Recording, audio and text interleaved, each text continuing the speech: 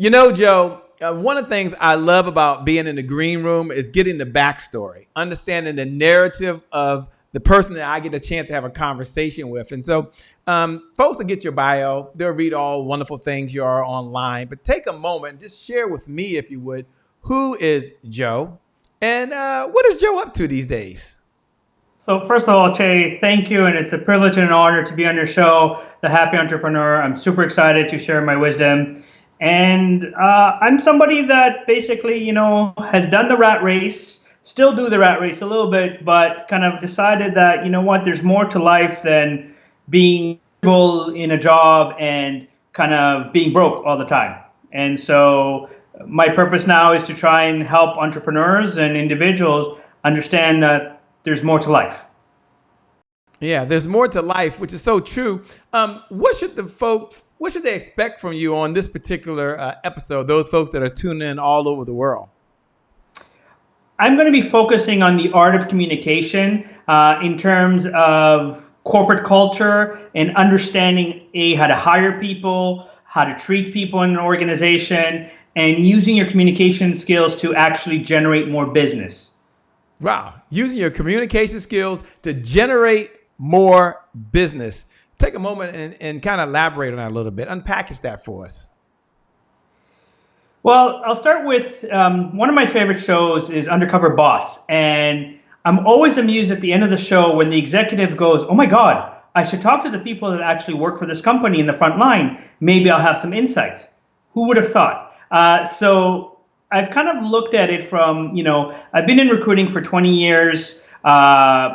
I help companies understand what corporate culture is, what corporate social responsibility is, and help them if they need to downsize as well, and do the recruiting. And all of that ties into communication. When you're interviewing people, the generic questions give you generic answers. So how can you change the question to better understand the people that are applying? How can you treat your people better so that you don't have turnover and that people are happy and excited to work for you? Sadly, the statistics say that in North America, 80 to 90% of people hate their job. And the number one reason is management or their communication style. And then thirdly, again, it's a level of what are you doing to make sure that you're different than everybody else? And it's not just here's my marketing material, but communication. I love it. I love it. I love it. That sounds right on target. Now, take a moment and tell us, what's your mission in life right now? What purpose are you on? Well, I want to create an environment where there's more than 90% transparency in the job market in North America by helping people understand that there's easier ways to navigate not only hiring people, keeping them, but creating a culture of celebrating success, celebrating achievement, celebrating individuality and team contributions at the same time through proper communication, through kind of recognizing that we're all connected one way or another. I love it. Well, I can't wait, man, for Vicky Ram that's out there, for Carol that's out there, for James to just join on. So many folks that are tuning in. You're in for a treat, especially if you're one of those entrepreneurs out there. Like, how do I hire the right person? Like, how do I get that right assistant? How do I get that right business development person? How do I get that right tech person on my team? Like, how do I make that happen? Well, today is your day. We got to go ahead and get started. What's up, John? Good to see you, my man. We got to get started in 5. This is the only thing I get to do. 4. I love it. 3, 2, 1. It's showtime. We'll be back, ladies and gentlemen, to kick the show.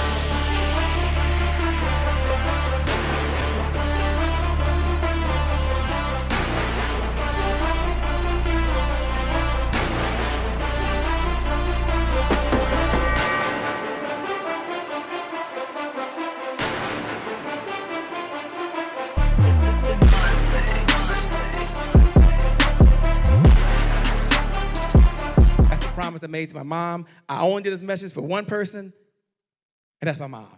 This is for you, Mom. Love you. My name is Shay Brown, the Happy Entrepreneur. Make it a great day, everyone. Woo-hoo! Thank you. Thank you. Thank you. All right, check. Shay Brown. Mic check, mic check. All I do is win, no matter what. Got money on my mind, I can never get enough. And every time I step up in the building, everybody hands go up. Yes. Yeah. And they stay there. And they stay there, and they stay there.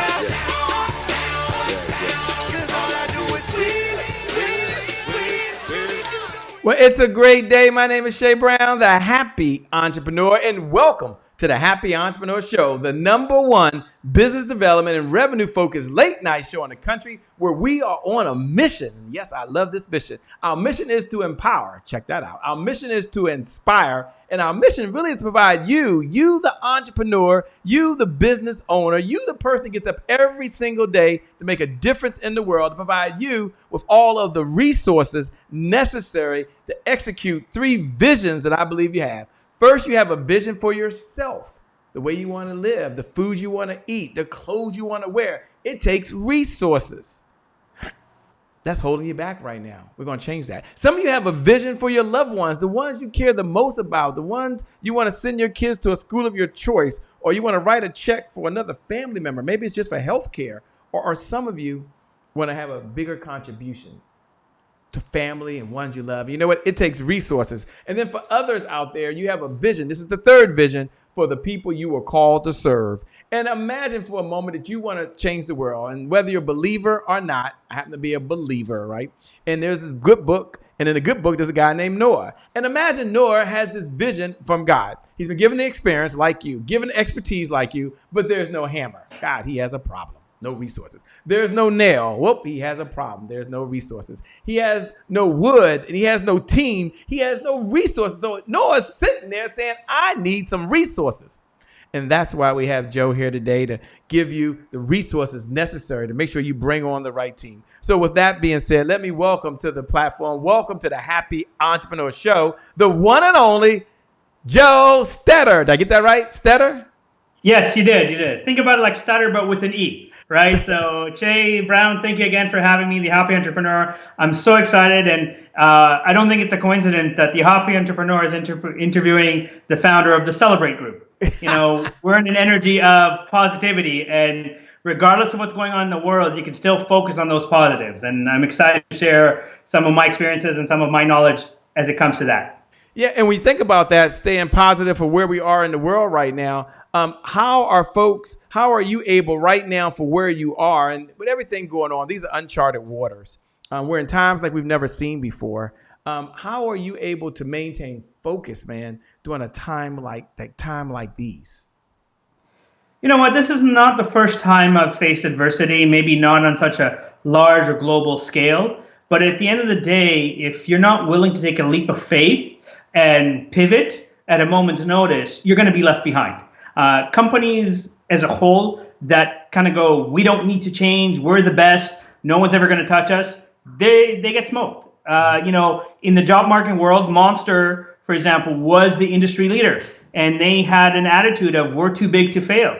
Indeed came slowly but surely, did more and more and gave more value to people, and now Indeed is the #1 job finding site in the world, or in North America kind of thing. Yeah. And so it's that level of always be creating, always be innovating, always find ways for opportunities to kind of match what you're doing and go with the change of direction for it. That's a good segue into the topic we're talking about today, which is 3 absolute communication skills that every entrepreneur needs to master. Now, when people hear the word communication, they're like, oh my gosh, I've got to talk to somebody again. Take a moment and talk about why something that seems so basic like breathing, communication, is still a challenge, especially for entrepreneurs today when it comes to hiring the right talent and bringing the right team aboard. So what's happening is that we've become a generation where we're way too focused on, Twitter, 140 characters or less. No one's ever gotten married from 140 characters. No one's ever, hired somebody from 140 characters. So we've lost that art of personal communication. And what's happening in the market right now is that entrepreneurs that need to hire people are asking generic questions and getting generic cookie cutter answers. And so it becomes a kind of a sea of sameness, if you will, where everybody's doing the exact same thing. And at the end of the day, entrepreneurs need to hire somebody that they feel and trust is a good fit for them, a good connection for them. So they need to know how to communicate. Not only do they need to know how to communicate in terms of hiring people, sadly, the statistics in North America say that 80 to 90% of people hate their job. So if you hate your job and you're the entrepreneur that's hiring people, Maybe it's you that's the problem because the way you're communicating is micromanaging and yelling and screaming at people, and that's not the way to celebrate. Obviously, with a name like the Happy Entrepreneur for the show here, right, there's a level of, you need to have a certain level of energy to connect with people and ensure that they want to be led by somebody that's excited, not someone who's miserable, for example. And similarly, as much as there's great marketing strategies out there, that personal touch that is so important. Going to network one-on-one, not just saying, how many emails I get daily, let's say on my LinkedIn account saying, hey, we do SEO, do you want to look at our services? Not a single insight on my business, not any actual personal connection, but just the spam approach of like, let me just keep sending it until somebody responds to me. And, if you want to do that, you're going to be miserable, and it's going to take you a very long time to succeed because that's not how to do business. Napoleon Hill in the book Think and Grow Rich talked about the importance of going the extra mile, the value added. That's where that personal connection is. That's where people can tie into you. And I'm lucky enough to surround myself with people that are of the mindset that there's abundance. And the more you collaborate, the more opportunities that come. I wouldn't be on the show if it wasn't for my mentor and friend, Dr. Obam Bowen, who, I'm part of his mastermind and part of his inner circle. And he mentioned he was on your show. He had such a good time. And I was like, hey, I'd love to be on the show. He made the introduction. Here I am.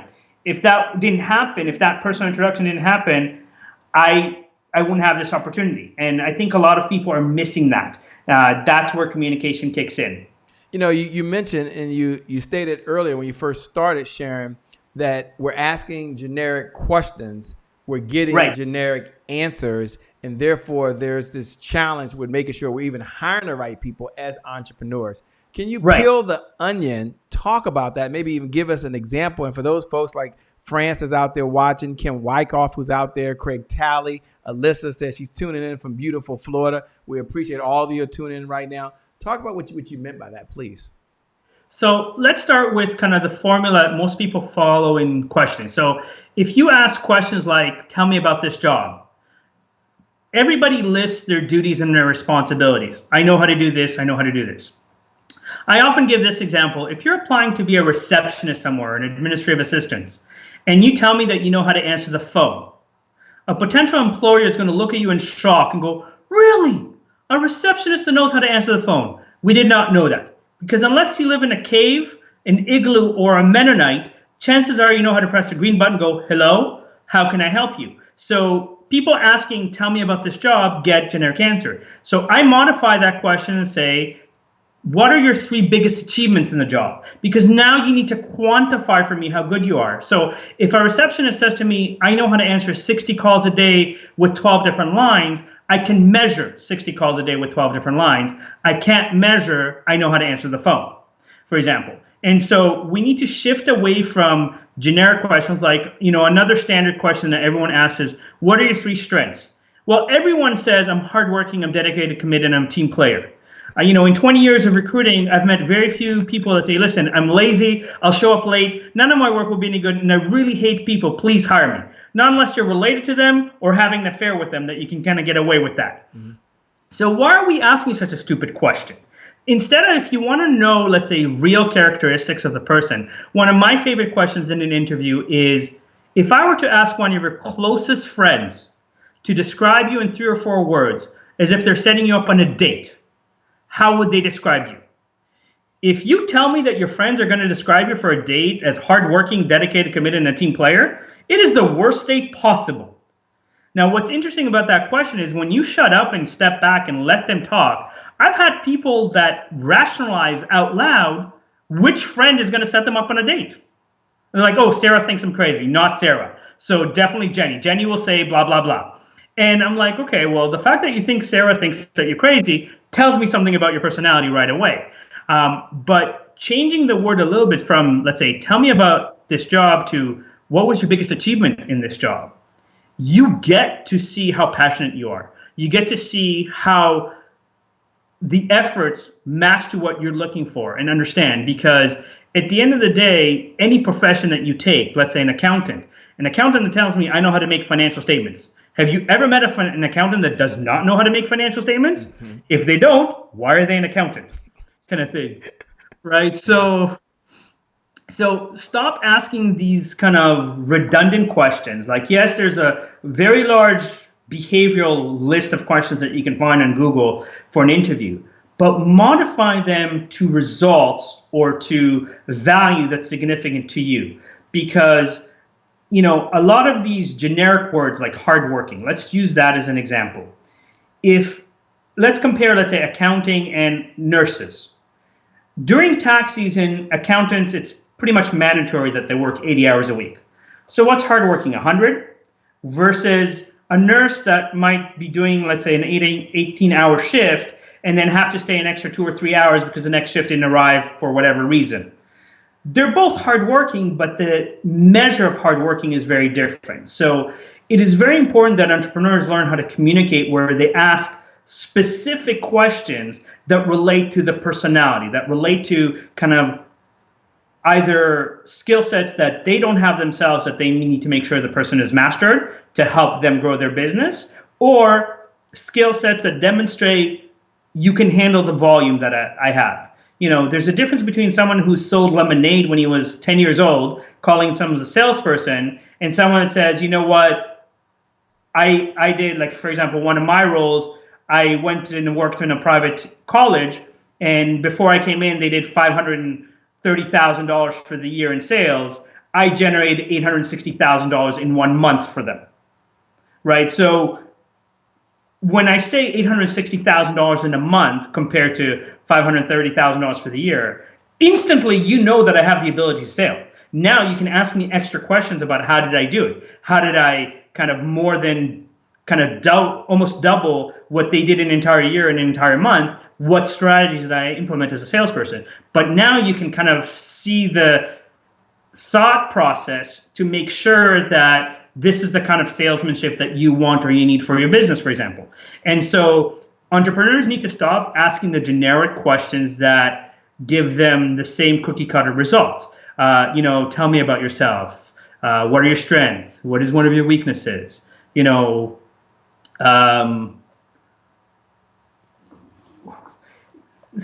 of that, and start giving situational or specified, how do you do this? And here's what I'm looking for as measures or results, kind of thing. A number of folks struggle with bringing on an assistant, which you talked about earlier. And you're kind of framing the conversation, and you have entrepreneurs on here, and they're bringing on their first assistant, or they're bringing on an admin, 2 different type of positions, as you know. And that's something that's very common. Or they're looking at partnering with, collaborating with someone else. So you mentioned the mutual friend. We have Dr. Obama. Let's say he and I are a partner, and I've got to communicate with Dr. Obama that we have some of the same missions. We have the same values. Right. Let's work together. What are some ways that someone could, or questions maybe someone should ask when they're looking at partnering with another entrepreneur? So, because that's kind of an interview in itself, right? And I know that's a broad question, but they have to effectively communicate not only why they should work with someone else, but why it's a good reason for them. Okay, and so I'm going to say it this way. Unfortunately, there's way too many kind of self-proclaimed gurus and experts and there. So you need to know what is the results that you need to achieve. I'm going to use 2 different examples, if I may, to kind of show that. So when I speak to financial advisors, for example, and they say, hey, I'm a financial advisor, can I be your financial advisor? I ask them one of 3 questions. Mm-hmm. Number 1, what is your net worth? And when they go, well, that's kind of a personal question, I go, listen, if you're struggling to pay rent and you want to advise me in my money and I'm worth more than you, you can't be my financial advisor. Now, if you don't want to answer this question, the next question I have is, what is your asset under management and how much is your biggest client invested with you? Because I want to know that you can handle larger sums of money. And the third question I ask, because I actually worked in finance and I have my designations, is do you have any knowledge beyond, let's say, mutual funds and life insurance? Do you know anything about derivatives, options, crypto? If the answer is no, I'm sorry, you're not the financial advisor for me. Similarly, if I'm hiring, let's say, someone who's an SEO expert, everyone says that they're an SEO expert. So my first question, for example, is how have you adapted to Panda? If they don't know who or what Panda is, they're not the SEO expert for me, because Panda is somebody at Google that realized that large organizations can pay millions of dollars for SEO, and they always appear first on page one, which kind of went away from what Google started with, kind of allowing any business to appear on page one. So they've changed the algorithm that it's not just SEO now, it's shifting to what's called UEO, which is user experience optimization. So if you put a video on and it's a 5-minute video, Google tracks how many people are actually watching the entire 5 minutes.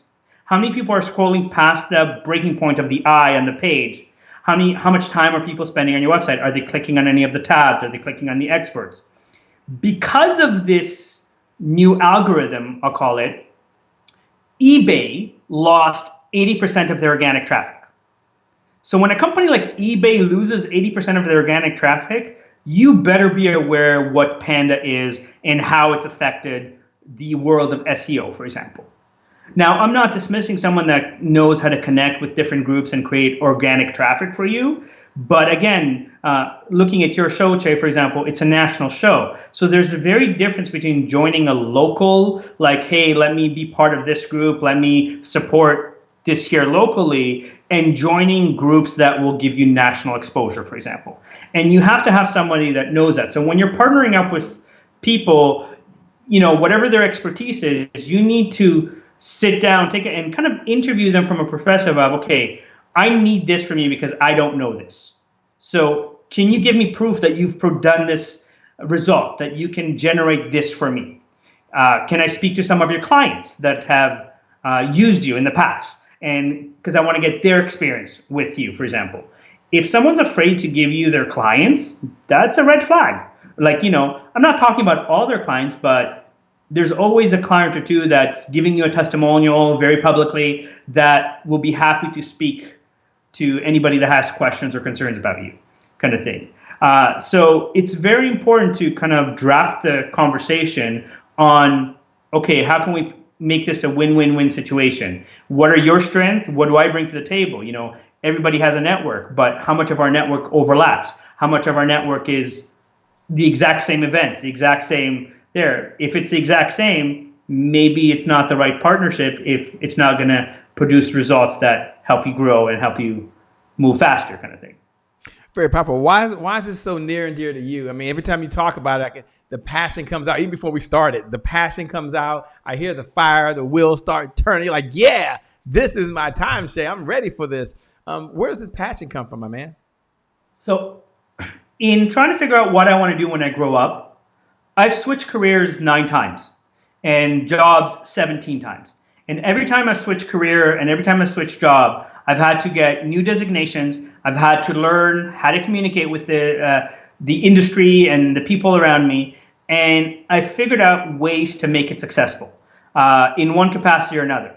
And I think that right now there's a level where there's so many great businesses out there that nobody knows about because they're not communicating effectively. They're not branding themselves a certain way. And everything ties in. By no means am I a marketing expert, but I pay attention to the details. Like my favorite color is purple. The shirt that I'm wearing today is purple. My business card is purple. My website color is purple. The messaging that I send to people has purple in it because it's consistent. Because when I go to a networking event, for example, even if they don't remember my name, when I send them an email say, I'm the guy that wore purple, they usually remember me because there's an emotional connection to purple, for example.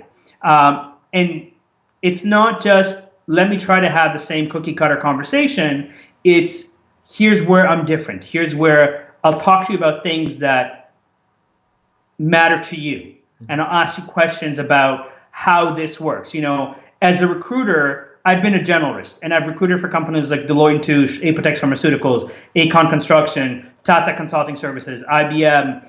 And so you have to you're wearing multiple hats because I'm not just recruiting one role. I'm recruiting from like mailroom to C-level executives. And because I'm recruiting in so many industries, I have to learn a lot of lingo and I have to learn what matters to them. It's not just, did you say the right technical words? There is a level of, I need this or I need that. And how can I figure this out? How can I screen through? So, one of the things that's made me successful is that I focus on the personality of someone rather than the technical skills, because I ask my clients one or two technical questions and the look fors in the technical when they're hiring, but I focus my interviews on personality, because then I can give them notes on the fit into the corporate culture. And that's a huge problem right now with a lot of companies that don't understand you don't need a Google budget to create an amazing corporate culture. So, Che, you mentioned a little bit earlier, a lot of entrepreneurs, let's say, need to hire their first administrative assistant or personal assistant and so forth. So it's not about, can you type, how fast you can type and so forth. So I use this example where, again, it ties into how you treat people. So, for example, if you are going to reward your administrative assistant and give them $1,000 bonus, yes, $1,000 can pay some bills and can go a long way in terms of that. But realistically speaking, there is a level where instead of giving the $1,000 bonus, if you pay for them to go for a half a day to pamper themselves in the spa, do their nails, get a massage, I guarantee you the productivity of that person will increase drastically for the next few weeks, because for a lot of people that work as administrative assistant, the spa is a luxury that they won't allow themselves. So when you as the boss take the time to go, I appreciate all the work that you do, and I want to thank you for that by letting you rejuvenate, letting you relax. That alone will double the productivity, will increase the productivity to a level that people are like, oh my God. And this is where corporate culture comes in, where organizations that understand this have a social committee and allow their staff to, do simple little things like bowling with the plastic pins that you can buy at the dollar store, the mini golf putt challenge, silly contests where the workers might get a little bit embarrassed that they're not succeeding at it, but because everyone's doing it, they get to laugh about it. Even, having depending on how big the organization is, to have, a sports team, like a softball team or something like that. And after the game, you get to go bond outside of work, have a drink, have some wings, whatever the case may be. Yeah. It's so important to morale. It's so important to there. And unfortunately, I've experienced it so much that I kind of go, no wonder people are so miserable and right now want to be entrepreneurs, because they're tired of this routine. Like, is it okay if I kind of share a quick story? Go right ahead. So I was working as a trader with one of the big banks in Canada. And I used to answer the phone. It's a great day, or it's a fantastic day at bank name. My name's Joseph. How can I help you? One of my coworkers complained that me saying great or fantastic could be interpreted as the bank's making too much money. So senior management had 3 2-hour-long meetings to discuss whether or not I was allowed to say great or fantastic, and decided it was easier to ban me from saying great and fantastic than to retrain 120 traders on the floor. Now, after this happened, and this is where oxymoron happens, one of the senior VPs in the division of the trading came up to me personally and said, you know what, Joe, you're super energetic, you're always positive, you're always happy, morale here is really low. I'd like you to spearhead a social committee to help boost morale. I said, great. The first thing I'm going to do is organize a potluck. Now, the VP looked at me and goes, yeah, that's probably not going to work, because the majority of the people here are bachelors. They'll probably give you $5, $10 and say they'll eat what everybody else brings. So don't worry, I'll take care of it. And I created an Excel spreadsheet. This many people can bring, drinks. This many people can bring salads. This many people can bring main courses, desserts, etc. I logged off the phone for 2 hours, and I had everybody, starting with the executives, sign up. And I said to them, I don't care if you make it, your partner makes it, your mom makes it, or you buy it, but you have to bring something. Sign up. Then the day of the potluck, I signed off for the phone for 2 hours to organize the food in a logical manner where, like, the main course wasn't beside the chocolate kind of thing. Now, for the next basically 4 months, everybody talked about how much food there was. I had the equivalent of 3 full-size executive boardroom tables of food, because we had 120 traders on the floor. kind of thing. And every single one of them brought food. Everybody talked about how good it was, the fact that they can run off their phone for a minute to grab a cookie and come back to their desk or whatever. Now, during the quarter, I won or came in the top 3 for 7 out of 10 contests, including answering 151 trading calls in an 8-hour shift. Wow. At the end of the quarter, the bank refused to give me my bonus because I was logged off the phone for 4 hours to organize the potluck that the VP told me to do. So on the one hand, the VP is communicating, yes, we need to improve morale, and asking me to spearhead activities and events that will get people excited. And as soon as I over-deliver, you're telling me, yeah, but I'm keeping the bonus for myself because you were logged off the phone to organize this. And you didn't, spend overtime to do it, kind of thing. And this is where a lot of organizations, entrepreneur, like, there's nothing wrong with having a vision. You don't need to be the highest paying entrepreneur in terms of the people that you hire, but you need to treat them with respect. And you need to communicate your ideas clearly. If you're all over the place with ideas and you're not following up, no wonder. Like, I had an insurance company that I met with the president of the company to do recruiting for them. And then after the president said, yeah, I like your ideas, I like the way you're approaching it, for 3 weeks, he didn't respond to me. Not by phone, not by email, not by... And I'm like, okay, how are you the president of a company and you don't understand the importance of responding to an email, a text, a phone call for 3 weeks, kind of thing? Like, that doesn't work. Like, if that's how you run your insurance business, I don't want to recruit for you because you're going to do the same thing to your staff. And I don't want, like, my reputation is important to me, that I go the extra mile and I understand the clients I recruit for. And this is not acceptable for me. Got it. One of the things we're doing is we're talking to the one and only Joe Stetter. And one of the things he's doing is talking about communication skills and how not only to hire, but also what questions to ask. And he's talking about the psychology behind it. That's one of the things I'm really admiring about it, by the way. We're talking about more of the psychology behind communicating. When we come back, we're going to talk about a little bit about, today is my January 1st. I'm going over now to the one and only, and her name is Kenneth Thigpen, and she talks about embrace change. And how relevant is this in the conversation we're having right now? Embrace change. We'll be back in just a moment. Take it away, Dr. Kenneth Thigpen. Hello, it's your girl, Dr. Kenneth Thigpen, also known as Dr. K, founder of Rise Women's Network. And Rise Women's Network is pleased to present to you #NextSisterUp. I'm with you in the Happy Entrepreneurs Tribe, and today is my January 1st. Here's your thought of the week. Embrace change. When I look up the definition of change, it means to make or become different. So no wonder people get so bent up out of shape when it comes to change, because if it means to become different, we've been taught from a very young age that different is bad. But what if we change our perspective of what change really is? You see, I remember when I was in a motorcycle accident and I wasn't able to walk. I wasn't able to brush my teeth or comb my hair.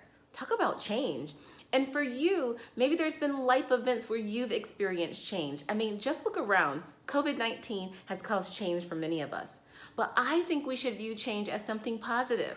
It's about embracing, it's releasing, it's accepting, it's evolving. It's about growing, learning, and becoming. So I wanted to share with you 3 tips in order to embrace change. The first one is you have to be aware and acknowledge it. Stop being in denial and acknowledge the change that is there. Stop sweeping it under the rug and acknowledge it. The second thing is we need to realize what we can and cannot control. And if you make a list of the things that you can and cannot control and compare that to the values that you hold for yourself, for your family, or for those that you serve, I guarantee you the things that are outside of your control are not in alignment with your values. And then the third thing that's important to do is to keep a list of all the changes that have occurred in your life. One, because it will show you that you have survived every change that has occurred. And number 2, it will help for you to look back and see the solutions that you had and the resources that you had to get through the change in the past that will help you in the present. And so I challenge you this week, embrace change, embrace change. It's your girl, Dr. K. Make it a great day.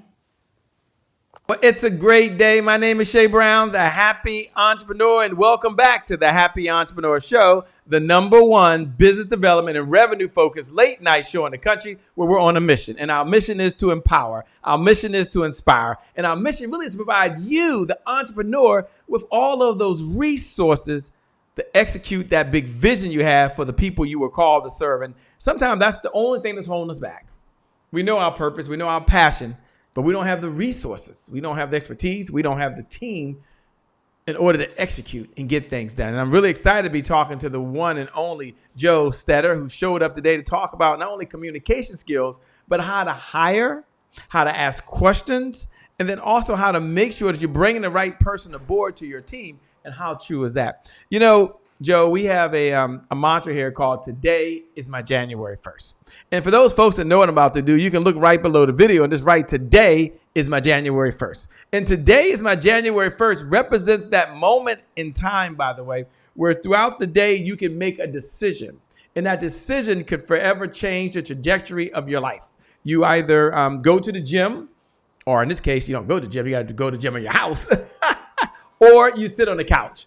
You either eat hamburgers and french fries, or in many cases, you go to the refrigerator and get some fruit and some broccoli and some kale and some carrots and some celery. And that sounds good. So it's a do-over. It's a restart. It's a rebirth. Your past does not equal your future.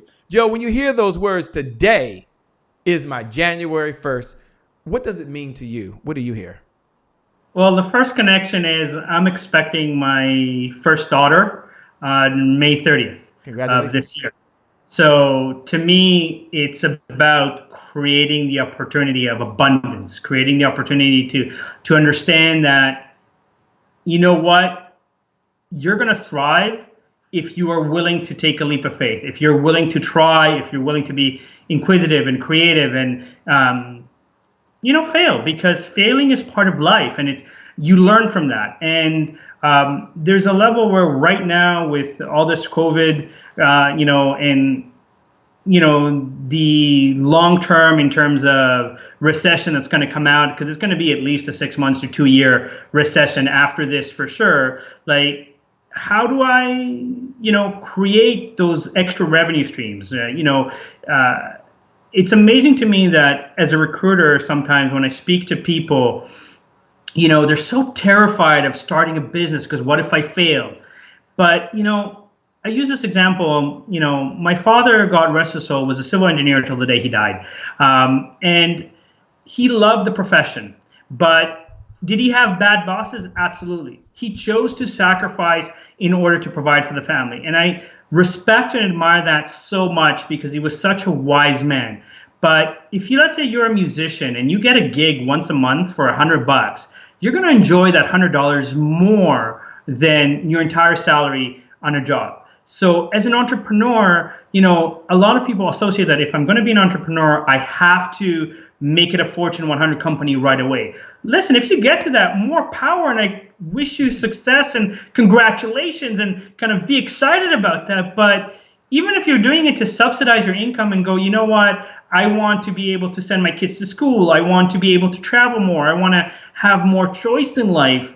Like, start small. Take those baby steps. Learn from people. Like, Henry Ford was sued for being too dumb to run the Ford Motor Company.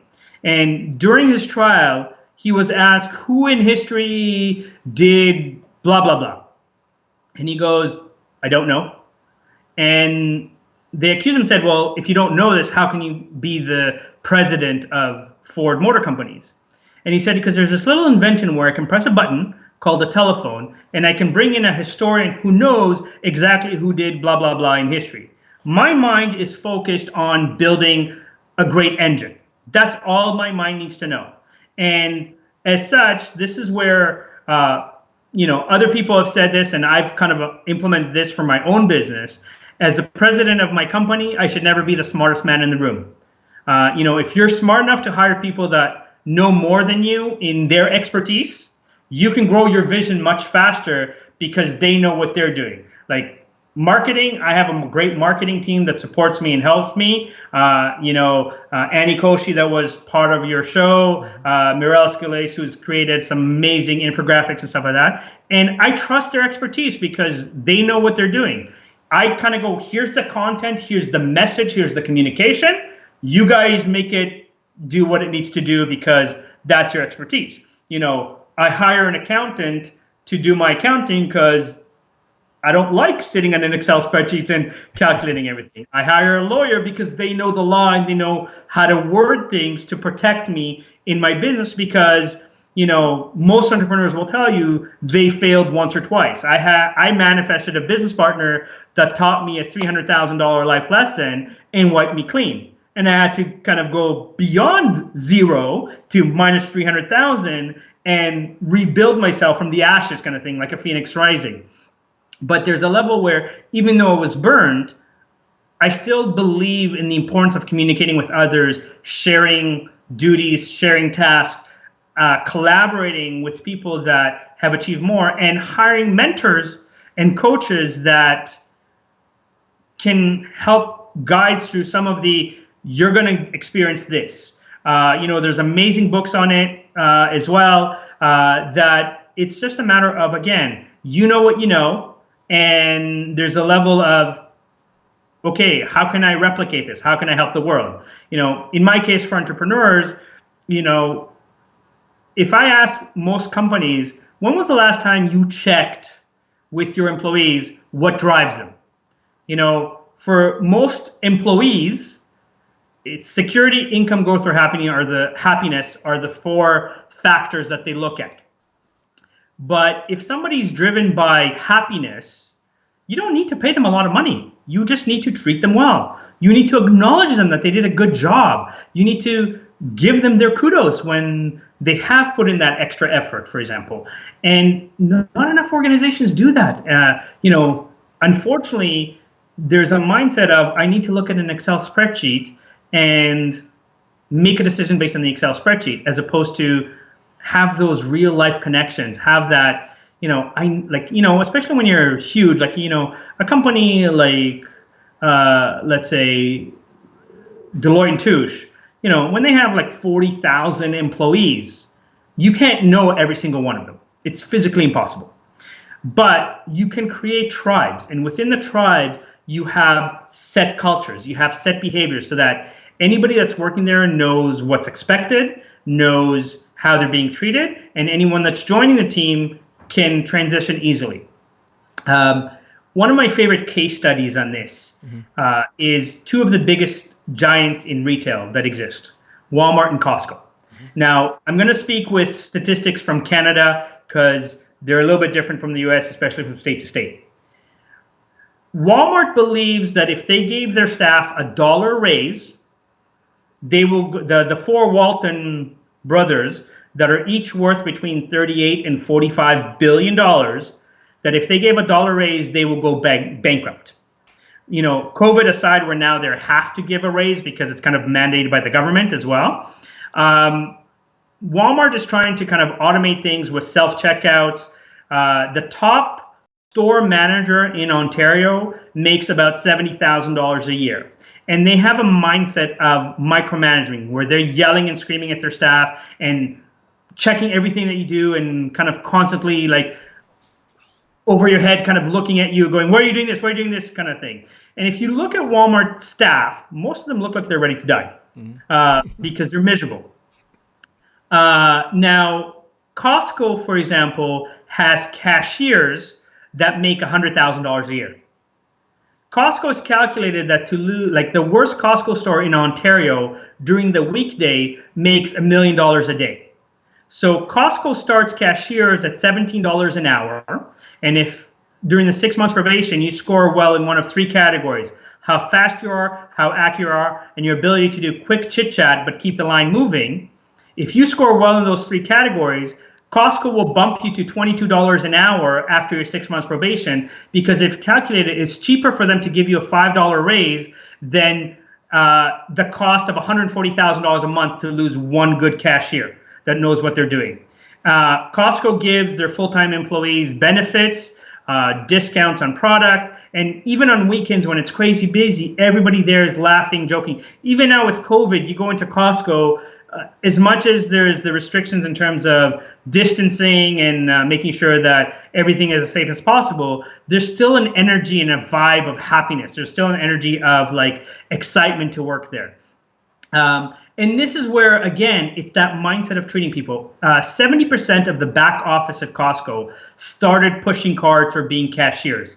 And when they promote somebody, they give that person a month and a half to train the replacement so that there's little to no gaps, and the communication's clear, and they kind of know everything, and they're set up for success, kind of thing. And I think there needs to be more of that along the lines of entrepreneurs connecting with their staff and going, okay, what is your 6 months goal? What is 1 year goal? Like, how can we work together to achieve it? So if somebody is interested in being educated and learning, offer incentive, like, you do this in terms of performance, and I'll pay for this self-development course, right? And again, a self-development course is going to cost you, what, $500 to $3,000, let's say, for the most self-development courses. But think about what that investment will do in the long run, because your employee is going to go, oh my God, I got to go to do, let's say, a Tony Robbins seminar, weekend, like the Walk of Fire. And I was so excited doing that when they come back to the office, they're like pumped now to even perform more, because they know that that reward is available to them. And you're connecting with the individual on the personal level. And this is where, again, the communication, the relationship building is so important. Yeah, I love it. How can folks connect with you? So the celebrategroup.ca is my website. On Facebook, the Celebrate Group. On LinkedIn, Josef Stetter or the Celebrate Group. I answer to all of them. And it's a level of, again, there's so many resources to help organizations understand. Like right now, as a corporate culturist, I serve companies in 5 different ways.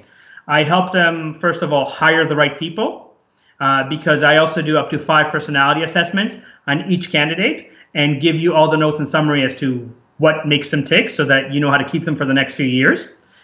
I help you understand your staff better by doing those personality assessments and digging deep into why there might be turnover and why there might be dissatisfaction. I help organizations understand that through communication, you can create a culture of celebration. You know, the 1 Minute Manager is one of my favorite books, where you don't need to spend hours and hours in meetings that kind of go and go. Just get to the point. What's working? What needs to be improved? What's the game plan? Kind of thing. That's the mindset. In terms of communication, social responsibility, a big buzzword right now that's happening, where organizations are going, oh, we donate money to charity. But yeah, you're cutting a check. I have companies that say to me, yeah, we build a house for Habitat for Humanity. I go, yeah, but you're forcing your staff to do it on a Saturday, Sunday. If you want to be socially responsible, pay for them to do it Thursday, Friday.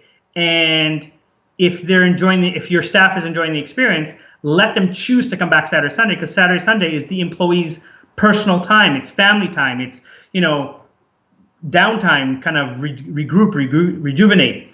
And finally, especially now, if organizations unfortunately are being hit really hard with all this COVID and unfortunately need to downsize, the Celebrate Group and I have personally coached over 10,500 people to find employment. We have a 90% success rate of finding anybody employment in any field in under 3 months. And we can help kind of transition your staff to kind of another opportunity where you're not going to have to worry about lawsuit. You're not going to have to worry about bad reviews, because unfortunately, COVID-19 is a surprise that kind of is forcing everybody to reevaluate their business and a model, their structure, their, what's next for them, kind of thing. And you're going to see that there's going to be a huge shift of, I'm sorry, but at the moment I need to recuperate some of the losses. And unfortunately, I have no choice but to surplus. That makes a lot of sense. That is right on target. When we come back, we're going to ask the one and only Joe to have his closing comments as we close out this particular segment. And I love the final thoughts. You don't want to miss it. We'll be back in less than 2 minutes with the one and only Joe. Joe, you're rocking out. We suggest everyone connect with Joe right now. We'll be back in less than 2 minutes. We're going over to the one and only Kim Warren Martin. Excuse me. She says, make progress, not excuses. We'll be back in less than 2 minutes. Hello there, happy entrepreneurs. Today is your January 1st, and you guys are all awesome in my book. This is Dr. Kim Warren Martin, founder of Successful and Fulfilled, bringing you my thought of the week here on the Happy Entrepreneur Show.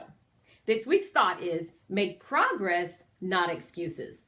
Tony Robbins once said, there are only 2 options, make progress or make excuses. Now, we've all made excuses at some point in our lives or in our business.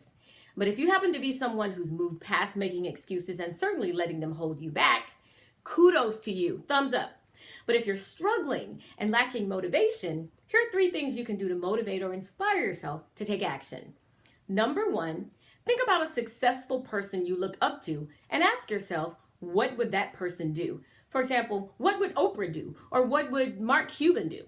One thing you know is they wouldn't make excuses because excuses don't make progress, and no progress means no money. Number 2 is focus on why you got started in business in the first place. Examine how close you are to your original intent. This is more about the what, not the how. What you want to accomplish in your business should be clear, even more clear now than then. The how may vary over time as technology changes or tools change, but always keep sight of your vision and your mission.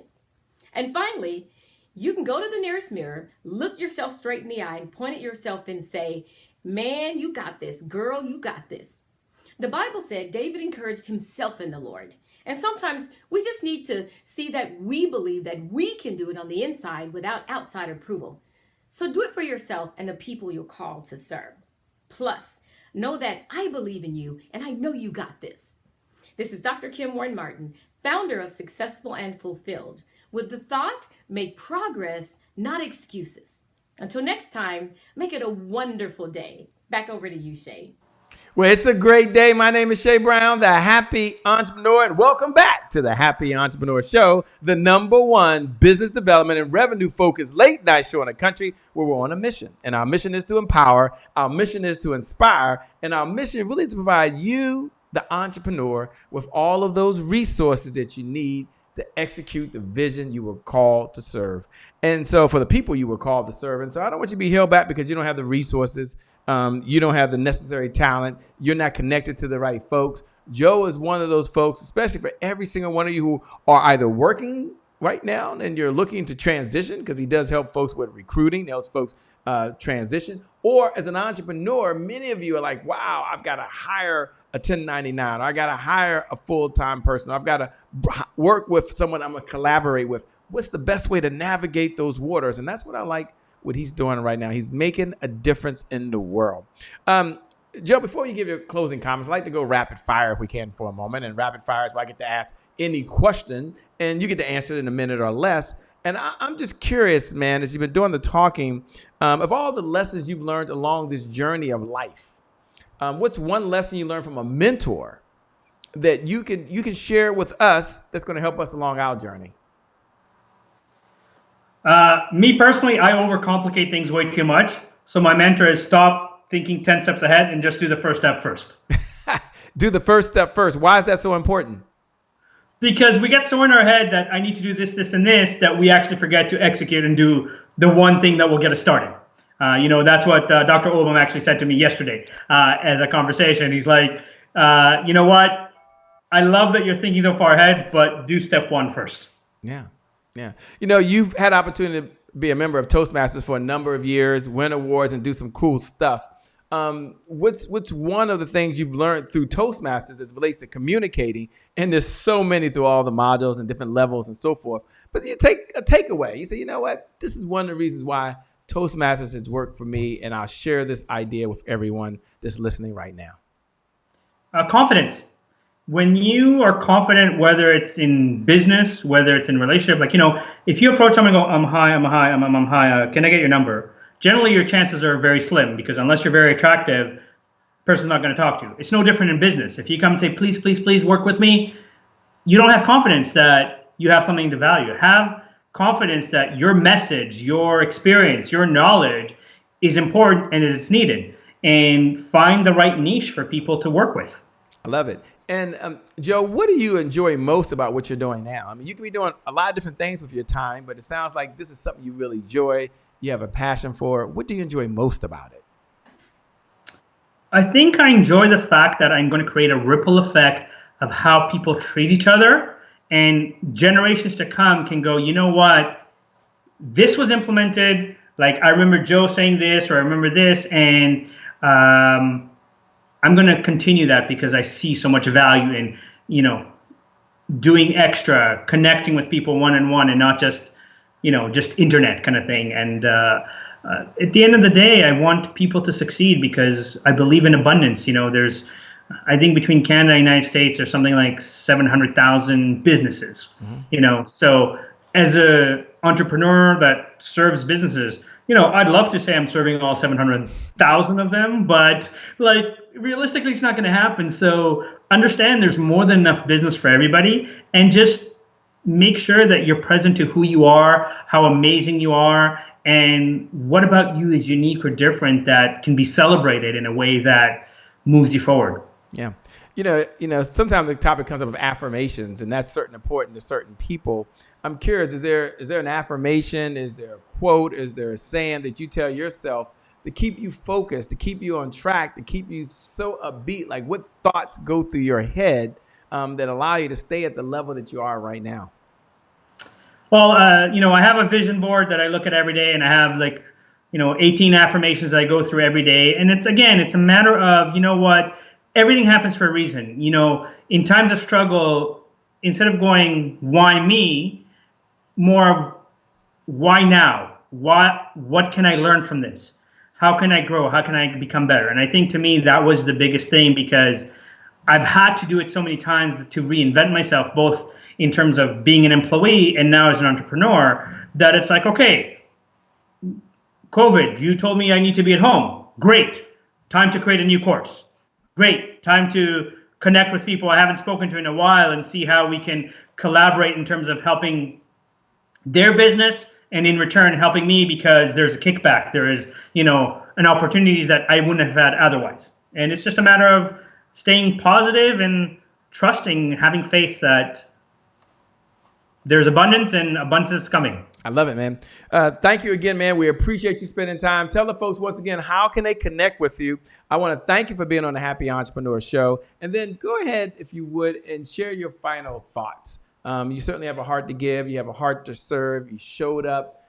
You were very enthusiastic. You said, Shay, I'm programmed to be there 15 minutes early. And true to his word, he's ringing my phone. He's like, I'm freaking the computer. Like, hey, I'm here, dude. Whenever you finish doing what you're doing, I'm here and I'm ready. And that was so encouraging and so enlightening, man. So I appreciate the messages that you were sending back and forth, and certainly your energy has transferred this evening or this morning or this afternoon, whatever time you're seeing this, by the way, it is transferred over to those folks that are out there to do the most important part, and that is communicate and also be able to hire, then also being able to partner. And if you can do that, I always say success is a team sport. You can only get so far by yourself. All right, my man, go ahead and give your final thoughts and comments, man. We appreciate you and got to have you back on the show. I would love to. And thank you for having me, Jay.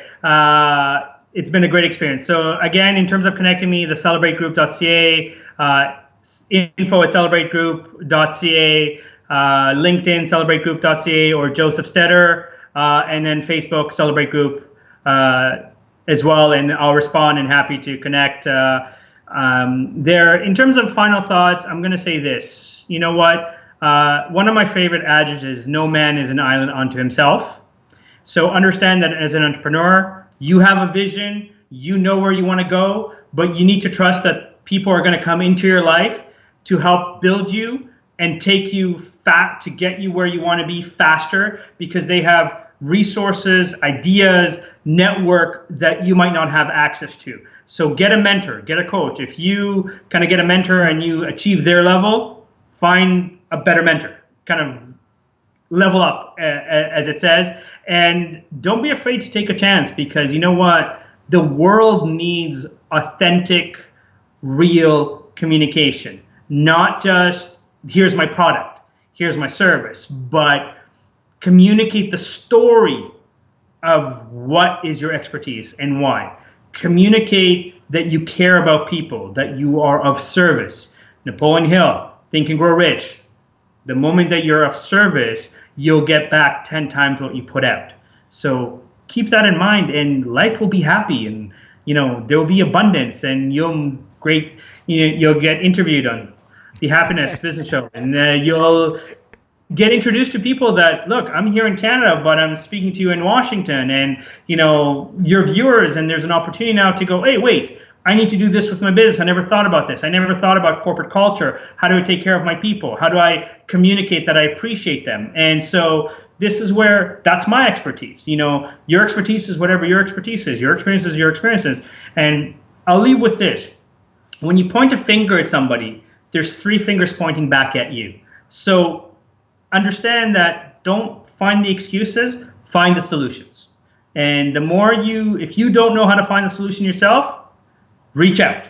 There is enough avenues for you to kind of find resources that can help you and can help you succeed faster, better, because the universe wants you to succeed.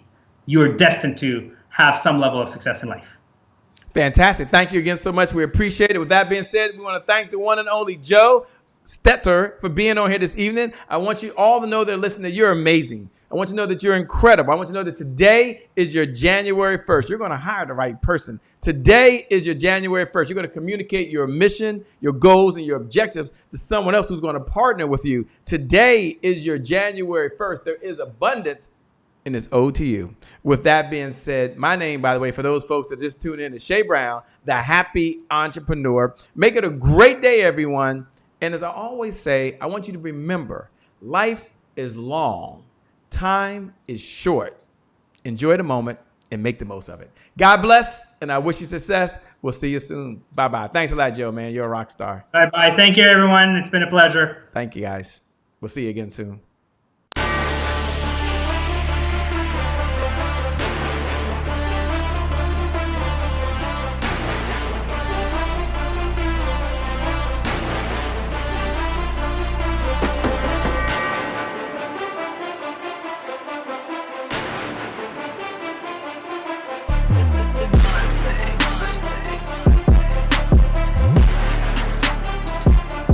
Promise I made to my mom. I only did this message for one person, and that's my mom. This is for you, Mom. Love you. My name is Shay Brown, the Happy Entrepreneur. Make it a great day, everyone. Thank you. Thank you. Thank you. All right, Shay Brown. Mic check, mic check. All I do is win, no matter what. Got money on my mind, I can never get enough. And every time I step up in the building, everybody hands go up. Yes. Yeah. And they stay there, and they stay there, and they stay there. Cause all I do is win. Thank you. God bless.